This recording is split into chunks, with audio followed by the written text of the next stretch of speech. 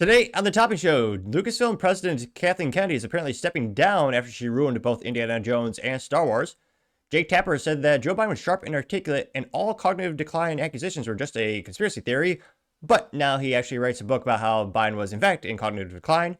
Mazda hits a record sales in 2024. An automotive right to repair bill has introduced with bipartisan support, and Mazda has a lawsuit that cost him $1.9 million. All of that and much more on the Topping Show.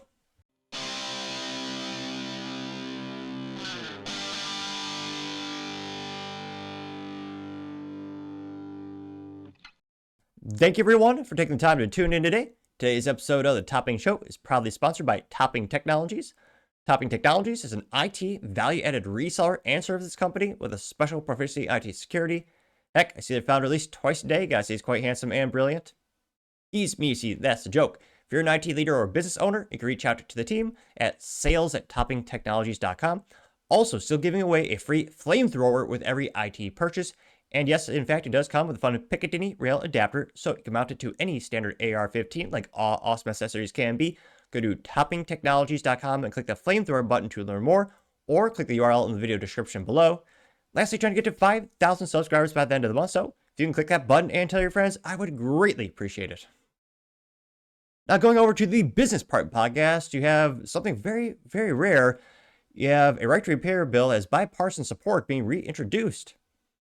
I mean, politicians might actually do something to help us. Both sides of the political aisle coming together, it almost seems too good to be true. I'm a little suspicious, or as the youth might say, sus.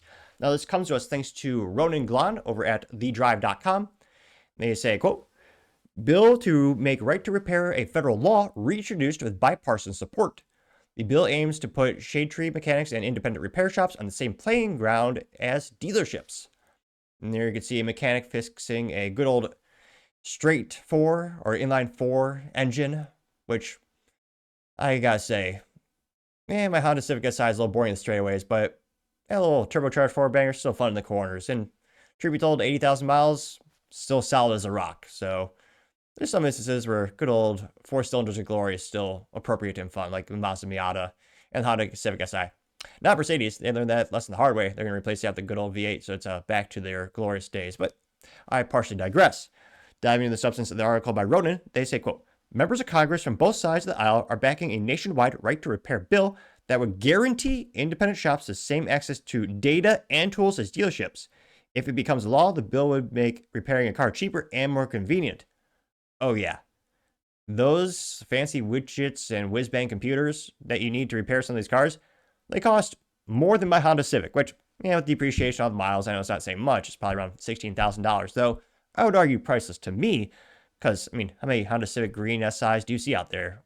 Not many, but nevertheless, it makes me smile when I see it and drive it. But yeah, those computers literally cost $5,000, $10,000, $15,000, $20,000. And you need this special proprietary computer because it has the software from the manufacturer, so everything can talk to each other and easy to work with. As if they couldn't just put the diagnostics material into the giant, football-sized infotainment system they put in every car these days. Couldn't add a couple extra chips and pieces of software, just tell you. But no, that'd be too convenient. But that's a huge barrier of why a lot of independent shops can't really diagnose a lot of the modern day cars when it comes to certain issues.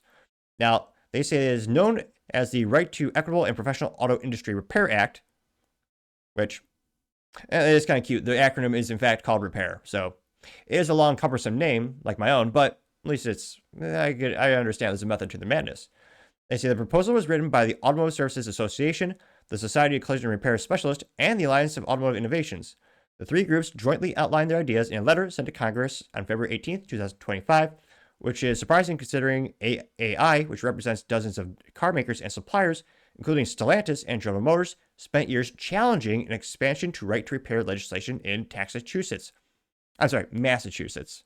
Although I'm more sorry for the people who have to live there. Nevertheless, a version of this bill was actually proposed in 2023, but stalled before reaching the House floor last October. It was reintroduced in February 25th by a bipartisan group of 16 representatives that includes Neil Dunn, Republican from Florida, and Marie Gluesenkamp. Again, in this case, I'm actually authentically not trying to be disrespectful. Marie Gluesenkamp Perez, Democrat from Washington. Right to repair laws already exist across the nation, but the Repair Act was written in a bid to enshrine the idea into a federal law. and the current political context, any bipartisan effort is worth saluting, which, yeah, I actually do give him some kudos. That's pretty rare. The last time I heard of a bipartisan support bill would be when Matt Gaetz teamed up with AOC to make it illegal for the spouses of politicians to trade stocks, which is how Nancy Pelosi, while is paid, was it $190,000 per year, is worth hundreds of millions of dollars with her and her husband. Now, they say its goals include guaranteeing that owners, independent repair shops, and parts manufacturers have fair and equal access to diagnostic data and software. It also aims to ensure that access to repair-related data doesn't compromise a vehicle's cybersecurity and allow repair shops that aren't affiliated with the automaker to calibrate electronic features such as driving aids. While the bill may sound a little superfluous if you're running a 2003 Dodge Dakota as a daily driver, which you should. Those things are bulletproof and not a lot of things can go wrong. Unlike modern vehicles where there's so many bells and whistles, it seems like there's a recall every 18 minutes. But nevertheless, they say if you're running a 2003 Dodge Dakota as a daily driver, it addresses issues that are becoming increasingly common with cars that get more complex. The bill is still a long way before it goes up before the president's desk. It will be researched, discussed, and modified several times before it's voted on in the House of Representatives. If it manages to pass it that far this time, then it progresses to the Senate, where it goes through a similar process. If approved again, the two chambers will need to compare their versions to the bill and make tweaks if needed until everyone agrees on the wording. We have now discussed more political knowledge than I would say 99% of public schools. Yeah, we should get rid of the Department of Education. It's useless, bloated, and costs over $1 trillion to get worse test scores year after year. Yeah, I would venture to say if you ask most students, they have no idea how a bill becomes a law. Partially because I think they killed that cute little cartoon decades ago, I'm Just a Bill at Schoolhouse Rock. Nevertheless, they say, quote, right to repair isn't just about cars. It also includes electronic devices like laptops, as well as farm equipment and heavy machinery. Without right to repair legislation, manufacturers can prevent individuals and independent repair shops from accessing parts, services, and vehicle-related data, sometimes via software locks. Looking at you, John Deere. That can only be disabled by authorized dealers and service centers. While car makers argue that the right to repair compromises safety, critics from all over the political spectrum have accused them of worrying primarily about their own profits because, yeah, obviously, yeah, safety. Yeah, I doubt that's even 1% of their actual concerns. They say gatekeeping, repair, and maintenance can end up costing owners money. On average, a driver spends 36% more on repairs when they take their car to a dealership than when they take it to an independent shop, according to the Right to Repair Act's website, which, yeah, it makes sense. I just bought, because I track my Honda, wear and tear a little bit more than usual. I just had to buy new rotors for front and rear for my Civic, and it was less than half when compared to the cost of the dealership quoted me. Again, I took into account the cost of labor at the dealership. I separated that line item. It was literally, I think it's actually 70% less. It was comical how cheap I got them for. From, again, an authorized Honda dealership that just wasn't my dealership, funny enough, who had their own e-commerce platform as well, where you can buy parts. Which, yeah, exactly. Now, continuing, they say, quote, the site also points out motorists in rural areas living hours away from the nearest authorized repair center. When fixing a car becomes time-consuming, expensive, or both, drivers tend to put it off. The site notes that in 2021, an estimated 21.3% of drivers delayed repairs due to factors including cost and convenience, which, yeah, I've been there, done that. There's been, I'm not proud to say it, but there's been times where my car was a little bit, the rotors, this is the second pair of rotors I've had to buy. There's a time when there was not a lot of lesser braking capability than I was comfortable with when I, didn't have as much jingle in my pocket to get repaired at the dealership, or in that case, serviced. But yeah, one of the biggest issues, the reason why I hear when it comes to right to repair bill, you always hear the farmers. One of the biggest issues because they're usually, spoiler, in the middle of nowhere, or as we call it, God's country. There's not a lot of John Deere dealerships near them. And to move one of those one of those large John Deere combines or tractors out, take it to the dealership, that's going to cost you, just in diesel fuel alone to drive it there on a flatbed or, whatever kind of truck you got, that's going to cost you a pretty penny. Then they do have services where you can pay to fly out a tech from Case New Holland is another famous manufacturer.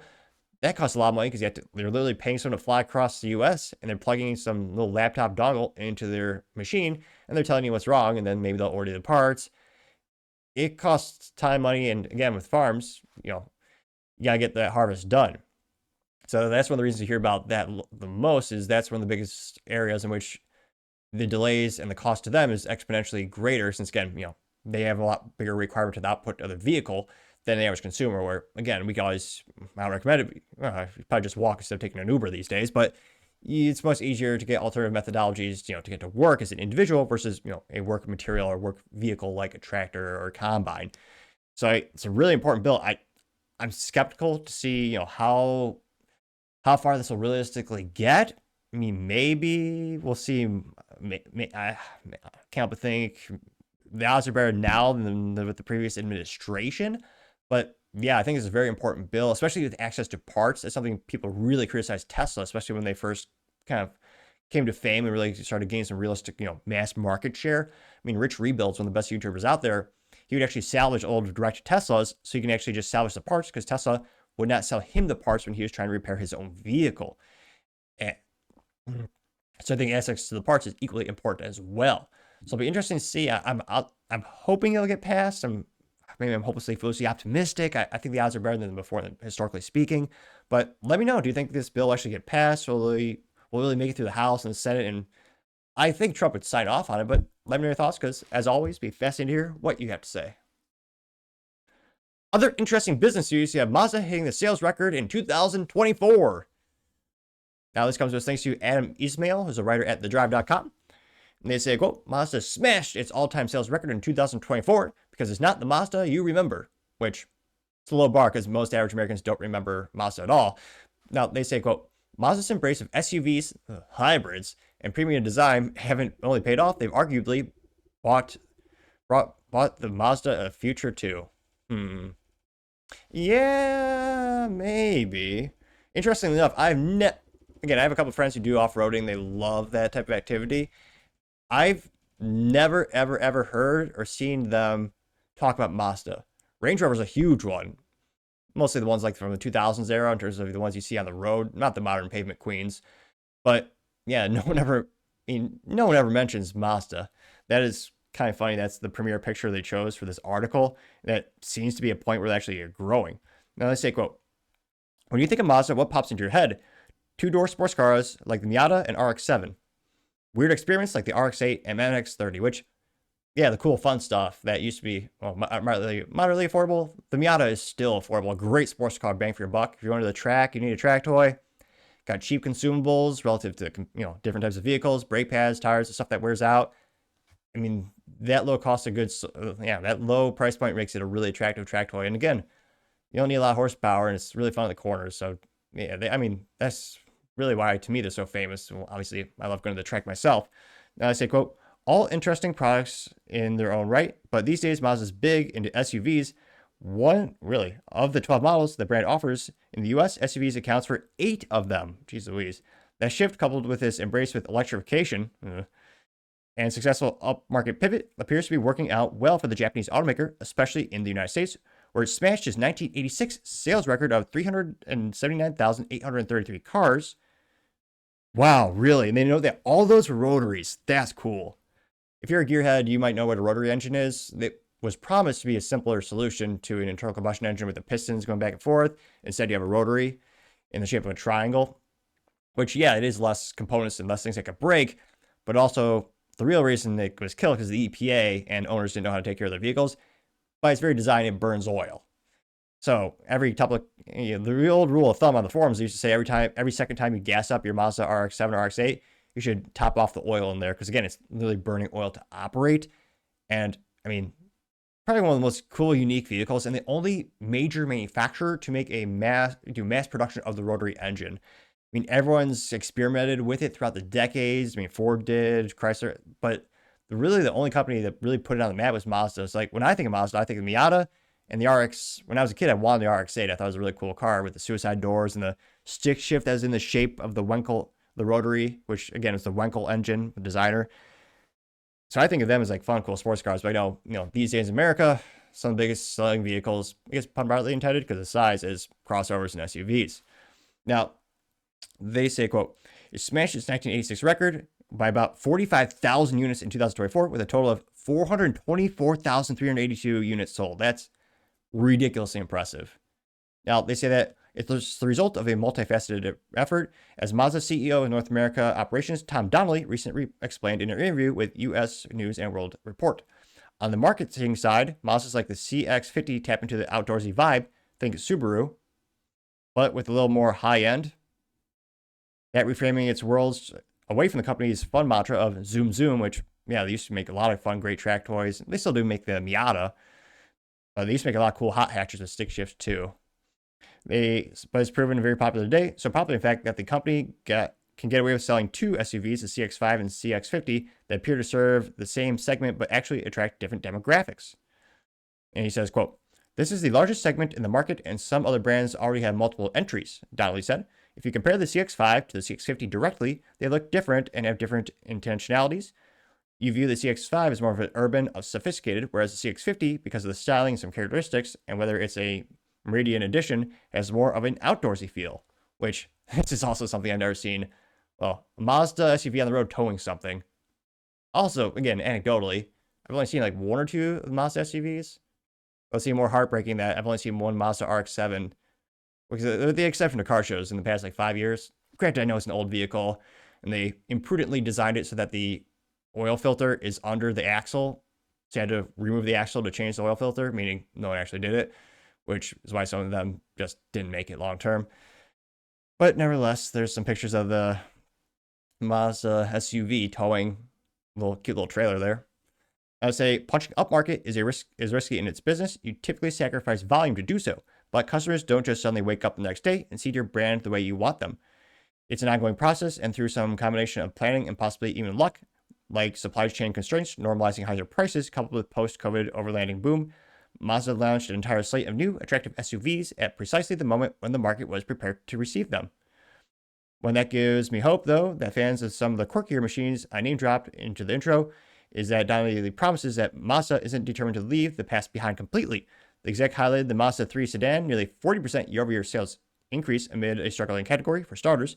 And while he didn't reveal anything new when asked if the Miata will be electrified, he did reiterate that the Roadster's position is safe within the brand.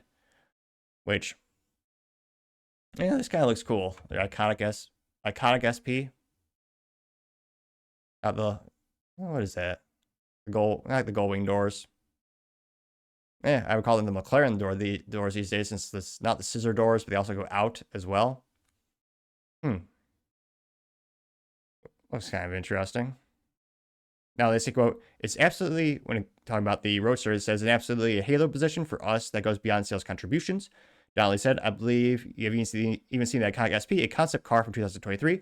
The reception that has received has been quite extraordinary, and that the purpose of introducing the vehicle."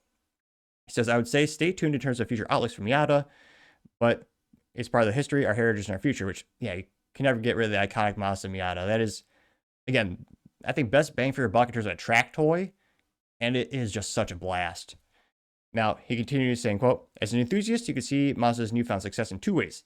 Glass half empty type, when you can see them turn towards outdoorsy SUVs and continue to lack of a rotary on sale at the last chapter of a long departure from Mazda's individual identity. But to the glass half full person, the Miata is Mazda's Porsche 911, and all the SUVs around it protect it so long as they keep selling." True. Plus, the economy has made plenty of noise about assembling a task force of engineers specifically to bring the rotary back in a big way in a fun car. Congrats, Mazda, you've earned this. I can't wait to see how you celebrate. Which, yeah, it has been very impressive to see them grow the past couple of years. I mean, traditionally speaking, they're kind of, I don't want to say the redheaded stepchild of the automotive community, but, and not to be pejorative, but they really don't make a lot of headlines. They make great vehicles, but it's always been that one, if it's not a track friend, like a friend who has a track toy, it's usually that funny, quirky friend who has like the other Mazda vehicle in the garage. And you really don't hear a lot about them. I mean, when you think of Japanese automobiles, you think Toyota, who again is also the largest automotive manufacturer on the planet. You think of Honda. What else do you think of? I mean, those are the top two. That might be a fun question. Mazda. Yeah, I guess the Mazda top four, but it's like, got Nissan. So they're always in the news, mostly for unreliable vehicles breaking down. But yeah, for 18 people who still want to buy, you still have Mitsubishi, which I can't believe they have money to run ads on the YouTube. I saw a YouTube video commercial for Mitsubishi a couple days ago. I'm like, I'd never buy an SUV crossover, especially that. It's like, if anything, I get a vintage Porsche. Oh, I say vintage, 2009 era Porsche with the stick shift and V8 SUV.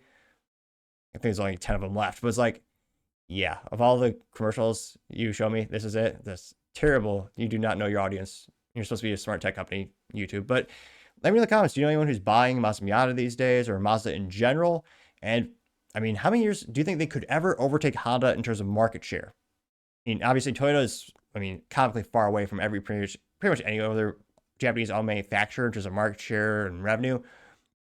So that's kind of I don't think that's any way possible for Mazda to do that.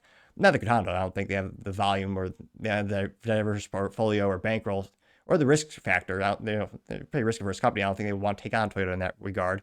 But do you think Mazda can overtake the other competition? And could they ever overtake Honda in market presence?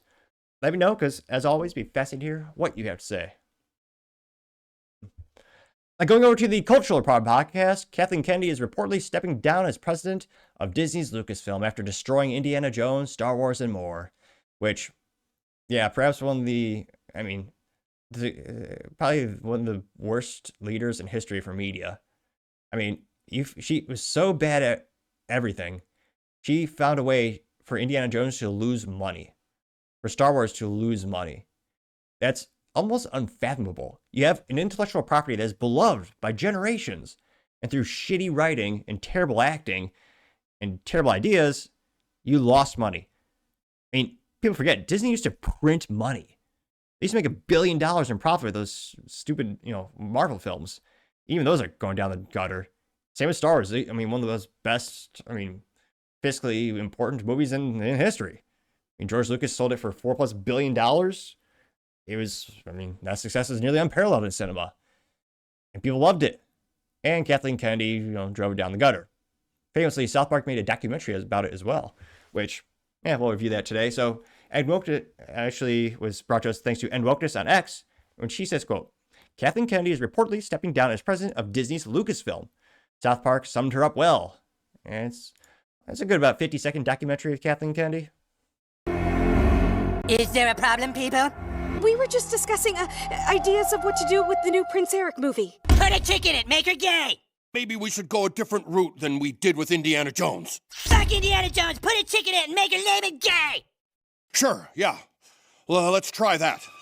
Again. Kathleen Kennedy is down on set right now ruining the new Bambi movie. Put a diverse woman in it, make it gay! Bambi's a baby deer. Fuck baby dear, put a chick in it, make her gay! We've sent her away to have lunch at Spago. There you are, Miss Kennedy, the linguine and clam sauce. Excuse me, I believe I asked you to put a chick in this and make her gay? Yes, the chef was a little confused what you meant by that. Means put a chick in the linguine and make her fucking gay! And I want it lame! And she did that time and time again. And again, one of the most hilarious, I would say one of the most hilarious blunders in terms of casting has to be Snow White, where, again, the original intellectual property, they had a queen that was jealous of the stepdaughter's looks. And then they hired Gal Gadot, who's attractive, and Rachel Zegler, who's ugly. Oh, on the inside. And mostly on the outside. And they also hired Rachel Zegler, who consistently roasted the original intellectual property of Disney, saying out that she thought it was outdated, and she called it weird with her awkward smile and her weird tone. Arguably worse and more weird than I, which is saying something. And Disney, again, any business with a modicum of intelligence, if you have someone who's representing your product and craps all over the company, you would fire them. But no, Disney leaned into the insanity, and they're going to make, they made it to all 18 people who wanted it. And it was hilarious to see all the previews on the YouTube where, the comments are Disney's previous, Snow White. Yeah, they're all cheering for the queen, who again, the whole plot of the original film was she was jealous of Rachel Zegler's looks, which no one without radical deformities would be jealous of Rachel Zegler's looks, therefore throwing out the whole premise of the original film. Now, going to the comment section here, one of the first ones comes from, a little biased, and this individual is quite handsome and brilliant. It's me on X, the Topping Show, saying, quote, long overdue, gained 4 likes. Anti-Woke Memes has the meme where you have the guy choosing the buttons, and it says, Kathleen Kennedy will not be missed. And the two options are put a chick in it, and then it says lame and gay. And it's just clicking both buttons, and Kathleen Kennedy giving a thumbs up, getting 810 likes. Paul Zupa says, well, it's too late at all. Star Wars and Indiana Jones have been ruined forever, getting 402 likes. Community notes, true. Elon Musk simply has a target getting 3.8 thousand likes. Let's see. Johnny St. Pete says, quote, she knows where a lot of bodies are buried in those casting couches. It is the only way she kept her job. Now finally Trump is in and she's ready. She knows that what's coming to Hollywood, yet another one that wants to fade into obscurity out of fear. There's an article from, what is this? Can't make it out. It was by John Trent saying, quote, days after she fired Gina Carano, YouTubers roast Star Wars head Kathleen Kennedy, praising women in Oscars video. Getting 181 likes. Yeah. Anti-left memes also says, good riddance. And it's a picture of Cartman saying, quote, put a chick in it, make her lame and gay. Getting 636 likes. Joseph Delario says, quote, thank God. And it's a meme from Star Wars, the updated versions, 2000 era. As Christian Haydenson saying, well, of course he has the cow ring on his nose. And then Pink Hair says, you misgendered me. And Obi-Wan Kenobi says, quote, you've misgendered yourself. You misgendered yourself, Anakin. Getting 703 likes. Let's see here. Alec Goldcole says, quote, this would have been a great news about a decade ago, but the damage is done. Star Wars is dead. I can barely even bothered raising an eyebrow. And it's the famous scene where you have Star Wars and Lando where he says, you know, I'm altering the Star Wars, and Mr. Darth Vader is labeled Disney as a trans flag on his chest. It says, pray I don't alter it further. Getting 7 likes. Scrolling down more and more. Dr. Earth Fedocia says, she and her henchman woman become the most audacious villains in Star Wars history. There's a picture of a... Oh, yes. The gal who looks just like Quentin Tarantino if he transitioned. She is in charge of the Acolyte. It says, quote, imagine making a show so bad that being Harvey Weinstein's personal assistant is your second biggest mistake. They got 23 likes, which, yeah. The Accolade, the only thing worse than the Accolade or the Acolyte, the only thing worse than the acting was actual plot, where they basically crapped on George Lucas's entire original idea. And they said, oh, yeah, the Force just comes from dancing lesbians. Yeah, who would have thought that pissed off original fans? Oh, yes, anyone with a modicum of intelligence, which, granted, not a lot of people at Disney do. That got 23, well, let's make it 24 likes. Mama So Tired says, quote, pushing agendas and losing quite a bit of money is probably not cohesive in keeping your job anymore. Getting 70 likes. Yep. Spicy Meme says, no one, and it's Netflix. And it says Kathleen Kennedy, how I effed up the Star Wars franchise, only on Netflix since a obese woman with purple hair, getting 55 likes. Though, obviously, you know, it's a meme, it's not real because the individual's not African-American, and it's Netflix special, they have to be. Twinkle Twinkle says, too little, too late for Disney. Disney makes movies that are, quote, on the do not watch list in my household. They're not safe for children until they scrub their movies of inappropriate sexual gender content. We will not resubscribe to Disney Plus, getting 75. So I get 76 likes.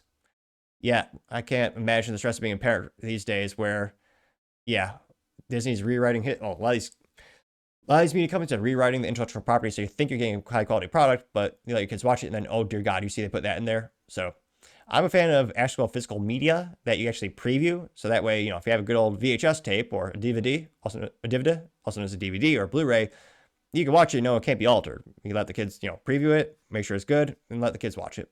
Whereas if it's streaming, they can and have edited history. Even online on the TV, I remember there's a famous, a funny scene in a original great film with John Wayne called El Dorado. And one of the ways that one of the protagonists in the movie was able to distract the bad guys was putting on a cloth, a little tin hat, and acting Asian. And it was hilarious. What was it, the 70s when they made the movie or whatever? To this day, it's still funny, but they thought it was not politically correct. So even back then, they cut that from the TV stream. Well, back then it was on the broadcast or cable streaming, but they removed that scene entirely. And only diehard enthusiasts like me actually noticed it. So it's been going on for quite some time. And that's the downside of any streaming platform. They can alter it at any time. Also, you don't own it. So as soon as they lose a licensing agreement with whoever they're licensing it from, not going to be on the streaming platform anymore. Let's see.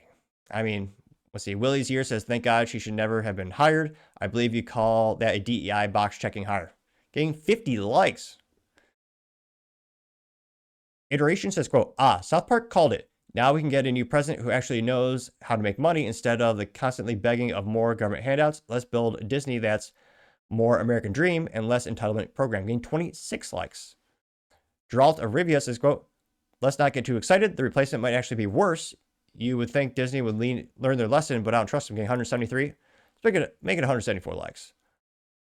Because, yeah, and I've been pretty skeptical. I mean, Bob Iger claimed he was going to make it, like the old Disney when he came back. Spoiler alert, he didn't. It's been years, and they're still doing, propaganda for leftists and crazy insanity things. So we'll see if Disney can actually be salvaged, if they actually make a quality product again. I'm pretty skeptical, to say the least, but let me know if you think they will, because as always, it'd be fascinating to hear what you have to say. And going over to the political part of the podcast, you have Jay Tapper, who said that Biden was never in cognitive decline. He was sharp as a fiddle or something like that. And now he's saying, oh yeah, it was like that the whole time. You wrote a book about it now. Because of course. One of the most hilarious blunders of MSNBC, which is saying something because the bar is already low. Right before Donald Trump and the Joe Biden debate, was it Jake Tapper himself? Someone was so mentally vacuous on MSNBC that they said Joe Biden was the smartest, most articulate person they know, and he was the sharpest he'd ever been in years. He proceeded to debate Donald Trump and epically fail. So bad that the Democrat Party installed Kamala Harris to replace him. Now, this comes to us thanks to End Wokeness, in which he says, quote, Tapper, then it's a conspiracy theory. Biden has cognitive decline. It's a stutter. Tapper now. A book on the cover up. Yeah. Which, again, I guess I'll keep me safe in my old days, since if you watch these, shoot. Anyone who's watched this series for more than an episode know I clearly have a stutter or some type of speaking issue. Try to get better, slowly but surely. If you click that subscribe button, I think it'll help. I have a theory. When I first started the show, no one subscribed. Well, maybe family. But as I slowly but surely gained more subscribers, I've been better at speaking. Believe it or not, I used to speak faster than Ben Shapiro and more clumsily than Joe Biden trying to walk upstairs. But as I slowly but surely gain more subscribers, I become more articulate. Granted, some might argue it's just a modicum of improvement. I would say it's a statistical improvement, nevertheless. So if you can click that button, I would greatly appreciate it. And let's hear, here's the book called Original Sin by Jake Tapper. It says, President Biden's decline, its cover-up, and his disastrous choice to run again. Jake, is very clearly a cognitive decline. Okay. That's what I'm referring to. It makes me uncomfortable. You have no I can't. That's so amazing. It's so amazing to me that try and figure out an answer. A cognitive decline. Well, when you're trying to tell me that what I was suggesting was I think that you were mocking his stutter. Yeah, I think you were mocking his stutter, and I think you have absolutely no standing to diagnose somebody's cognitive decline. I would think that somebody in the Trump family would be more sensitive to people who do not have medical licenses diagnosing politicians from afar. Plenty of people have diagnosed your father from afar, and I'm sure it offends you. Now, the only question is, how many people actually buy that piece? How many people buy the book? Maybe 23. Now, this went pretty well. I got 26.2 million views as well as 47,000 likes. One of the first comments comes from Libercat Media TM. Says, quote, you don't hate them enough. And it says, quote, the media is the enemy of the people, getting 16 likes. Paul Suzupa says, quote, Jake Tapper is a soulless grabber of money. He's the epitome of legacy media, a pathological liar when it suits the leftist narrative, and then greedy for green when the narrative implodes, getting 1.7 thousand likes. Gerald from Louder Crowder says, quote, Jake was part of the cover-up, and now he's writing a book about this. Getting 643, 640, 44, 46, going up like a stock. I also have Planet of Memes. I gotta say, alleged Planet of Memes, since they, again, in fact, did not respond in meme form. A little disappointed there. We'll say it's alleged Planet of Memes. It says, quote, Tapper is disgusting, just like the rest of the legacy media frauds, getting 339, so getting 340 likes. Cool Christian Engineer says, quote, classic Biden. It's Biden looking like he's going to announce a boxing event. It says, let's get ready to mumble, which, that's pretty good wordplay. I appreciate that. That got 20 likes. Apparently a repost by the Daily Wire, or the Daily Wire graphical department did that. Stop Socialist Tyranny says, quote, typical liberal hypocrisy. They deny reality when it suits them. Tapper's flip-flop is a perfect example of the less double standards. Can't handle the truth about Biden's cognitive decline. Now they're writing to profit from it with a book. Unbelievable. Getting 564 likes. Going up like an NVIDIA stock last year. Not so much this year. Not financial advice, but yeah. Been crashing like a Boeing airplane lately, even though their sales are good. The Ultimate MAGA Joyce Day says, quote, the fake news media is writing a book about the cover-up of Biden's cognitive decline. When they helped cover up his cognitive decline, would be like asking Hitler to write the Schindler's List, getting 202 likes. Let's see. Now they got contrarian statements today. Publicist says, quote, Jake Tapper is a propagandist for the Democrat Party. Nothing more, nothing less. Getting 920 likes. Maxis Mackey says, quote, next thing we know, Tapper, who launched the Russiagate hoax with his January 10th, 2017 Steele dossier article, will also be writing a book on Steele called False Prophet, getting 2.3 thousand likes. Wild and Folks says Biden was not mentally fit to be president. It was a cover-up. Obama was running Biden's government. The presidential debate exposed them. It's 22 seconds long. Let's hear what Biden intent. Maybe, I mean, part of me should love Biden just because by comparison, I sound like a brilliant, articulate speaker, almost like a genius. I mean, that's a silver lining of maybe I should like Biden or something. Making sure that we're able to make every single solitary person eligible for what I've been able to do with the with the COVID. With dealing with everything we have to do with. Look, if we finally beat Medicare. Thank you, President. That's a epic fail, as the youth might say. Getting 105 likes as well. And again, maybe that's how I improve the contrast quality of my show. Just start off with a clip of Joe Biden, and then I speak like, oh, dang, Topping's on fire today. Or as the youth might say, lit. Though I don't have any candles in this room. You also have, let's see here, Matt Von Swole says, quote, well, at least we know what he was doing last week. Lying to us, getting 380 likes. Let's see here. Wayne Dunlop says, quote, undercover White House medical reports say Biden suffered from acute dementia as far back as 2022, gained 13 likes. Yep. I'll do one or two more. John Rocker says, quote, not only am I a hypocrite, but I'm going back to monetize the fact that I'm a hypocrite, gained 477 likes. Yep. Sarah Smith says, quote, Jake is fake. Says, meet Jake the fake, a representative of the Democrat Party who pretends to be an objective news anchor for a living, gained 766 likes. So again, yet another example of the mainstream media lying to us and hilarious enough trying to profit off it now. So we'll see, but let me know your thoughts because, as always, be fascinated to hear what you have to say. Now, going over to the business blunder of the day, you have Mazda recall costing them about $1.9 thousand. Now, this comes to us thanks to Nico over at thedrive.com, in which they say, quote, Mazda settles lawsuit. Lawyers get $1.9 million while plaintiffs split $11,500 and a sandwich. I mean, that sounds bad, but I mean, you could say, well, if this was the 90s, a Subway sandwich, that'd be pretty legit. Not these days, though. Now, they say, quote, the class action lawsuit alleged that Mazda replaced faulty parts with ones that were equally defective. And there you can see the interior. I believe that's a good old Mazda Miata, one of the most fun little coupes out there. Now, they say, quote, big win for lawyers and much smaller win for Mazda owners who were involved in a class action lawsuit regarding faulty infotainment systems. According to car complaints, it was a rather small case with just 4 plaintiffs whose infotainment systems would lag, reboot, and completely shut down while driving. Now Mazda has settled the case. Those 4 plaintiffs have received a combined $11,500, while the lawyers representing them got a whopping $1.9 million. Apparently, I picked the wrong side of work, unquote. Which, I mean, come on, if you just have a faulty screen in your car and you're just complaining about it and you just call up a lawyer and they're doing all the legwork, I mean, $11,000, I mean, I'm not saying lawyers should get paid that much. I don't know how many hours they put in this case, but I mean, getting $11,500 for a crappy infotainment screen, that sounds pretty legit to me. Also, I mean, no one needs an infotainment screen. It's just another unreliable piece of junk that inevitably makes the car more unreliable. Now, they say, quote, the issues customers were facing came from the Mazda's Connect infotainment system, which began with the Mazda 3 in 2014, spanning all of its models and continued until 2023 in the MX-5 Miata. According to the plaintiffs, the system would entirely fail while driving, leaving them with, oh no navigation. Dear God, what would they do? Oh yes, use your cell phone that's like right next to you, or no like local geographical signs and how to drive to places.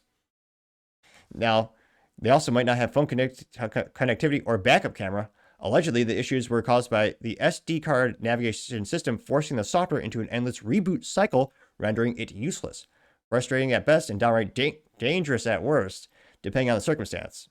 That wouldn't be that bombastic.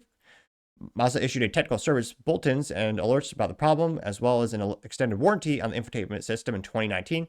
However, the plaintiffs alleged in the suit that the warranty was useless and Mazda was purposely replacing bad units with others that were equally defective. Despite settling the lawsuit, Mazda denies it engaged in that practice. The main plaintiff, Catherine Duffy, bought a 2018 Mazda 3 in October of 2018 and started experiencing issues in just a few months. By 2020, the infotainment system didn't work at all. when she took the car to the dealer in 2020, she was told that she had to shell out $50 for the replacement and her car was out of warranty. That unit was broken too. Which, I mean, again, you shouldn't have to replace for something that's a factory defective, but I'm actually surprised $50 for replacement. That probably be more than that. They say that Duffy received $4,000 in the settlement, while the other three plaintiffs, Matthew Eldon, Lawrence McCauley, and Paul Hall, all got $2,500 apiece. Any Mazda customers who paid out of pocket for the infotainment system to be replaced or repaired can file a claim and get up to $1,750 in reimbursement. But that's a chump change compared to the lawyers who get the big fat paydays as usual with class action lawsuits like this. The people who actually dealt with these issues, they make it sound like they're the side effects from a pharmaceutical drug or something. They're screaming broke, folks. Like, they dealt with the issues. Jeez Louise. The people who actually dealt with these issues on their brand new cars get scraps. Scraps? It's thousands of dollars. What do you mean scraps? While the folks who already drive Porsches to the office get another deposit on another. Which, again, that also goes to the law firm with overhead and other employees. And so, I know no one must, I mean, I might be the first person in history sticking up for lawyers or a law firm, but yeah, they actually put a lot of hours into research development. There's a lot of overhead and, again, upfront investment for lawyers too. I'm betting my bottom dollar these people didn't pay the lawyers. There's a contingent case where, again, they took the case for, they paid for all the expenses out of their own pocket, and they paid the, plaintiffs to get money from it. But the plaintiffs, they actually, most likely how these cases usually work, they actually don't pay the lawyer up front. Lawyers risking and gambling their time, money, and expenses, gambling that they're going to win these cases. In this case, they did. But again, I'm not sure. Again, Mazda admits no fault. It's kind of the most silver lining when you have settlements. 99, again, not a statistician, but I would guess 90+% of the time, the benefit is, you admit no fault. Basically, less PR, get this out of the way. We're done with this. We'll talk about this now, and most likely we'll never hear about this issue again. But again, it's interesting to see, this kind of money just to make people go away. But again, you still have an issue with your infotainment system. And these people are so pissed, and the dealers didn't support them, I would argue, not support them properly, that they filed a lawsuit that cost Mazda a couple million. So, gotta say, Mazda, that is certainly the business blunder of the day. Thank you, everyone, for taking the time to tune in today. Again, try to get to 5,000 subscribers by the end of the month. So if you can click that button, I greatly appreciate it. Also, give me a thumbs up, thumbs down, or a comment. It's a great way to give me some additional feedback, letting me know how I can make the show better and better. Lastly, don't forget to take time to tell your family, tell your friends, tell your coworkers, heck, tell your enemies, tell anyone and everyone. Just stay safe, fight the good fight.